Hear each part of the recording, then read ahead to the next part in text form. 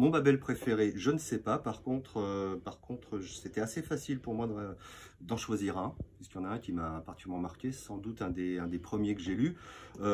J'étais pas libraire, il y a une trentaine d'années. C'est Ermite dans la taïga de Peskov.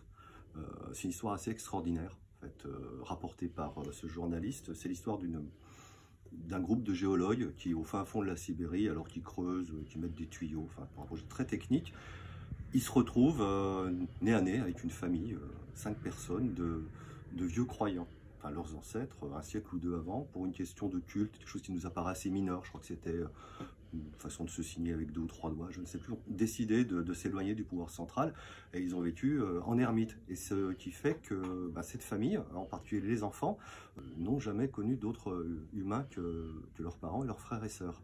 Alors on va suivre l'histoire d'un apprivoisement réciproque entre cette équipe de géologues et puis une femme d'une quarantaine d'années, la fille de la famille, qui s'appelle Agafia. J'ai trouvé ça vraiment, alors d'une part, un sujet hyper original et traité avec beaucoup de sensibilité. C'est vraiment très chouette. Voilà. Donc c'est un livre qui m'a marqué, que je continue à proposer très fréquemment, puis à vendre quelques fois dans l'année.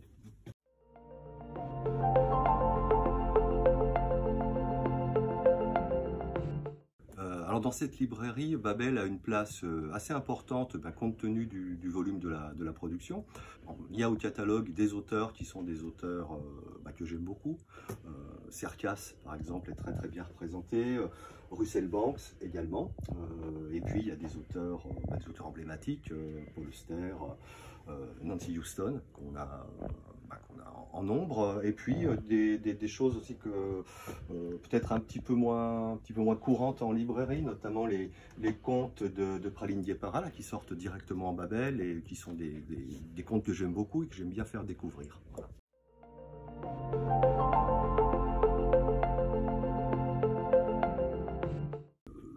Je pense en particulier à une cliente. Elle est lectrice, elle dit des textes devant le public, et puis elle avait l'intention de travailler des textes d'un auteur que j'aime beaucoup, c'est un de mes auteurs fétiches, il s'agit de John Steinbeck, et j'ai pu l'aiguiller sur un texte de Steinbeck, qui est un texte tardif, un récit qui s'appelle Le voyage avec Charlet, qui est donc au catalogue de Babel, un texte qu'elle ne connaissait pas et qui lui a beaucoup plu. Elle a fait son spectacle, elle a inclus, je crois, des passages de ces textes-là. Et elle est allée aux États-Unis quelques mois après. Elle a visité l'une des maisons où Steinbeck a pu vivre à un moment. Elle m'a rapporté une petite médaille commémorative de John Steinbeck. J'ai trouvé ça assez mignon. Voilà. Donc c'est une des anecdotes en fait que je relis à Babel.